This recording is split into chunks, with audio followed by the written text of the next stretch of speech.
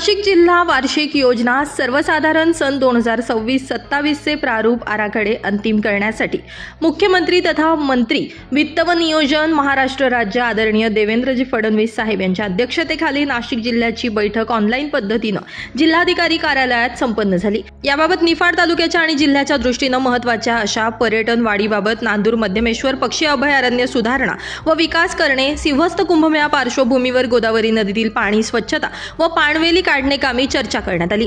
माननीय जिल्हाधिकारी व माननीय मुख्य कार्यकारी अधिकारी जिल्हा परिषद यांना कुंदेवाडी रेल्वे उड्डाणपूल बांधकामाबाबत येणाऱ्या अडचणी सोडवण्याबाबत आपल्या स्तरावर कारवाई करावी अशा सूचना यावेळी करण्यात आल्या।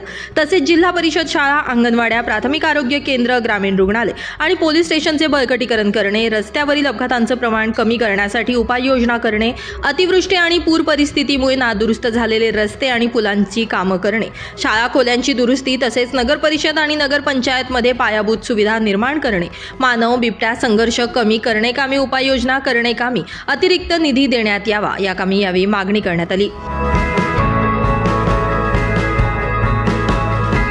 ब्युरो रिपोर्ट, नाशिक माझा न्यूज, नाशिक।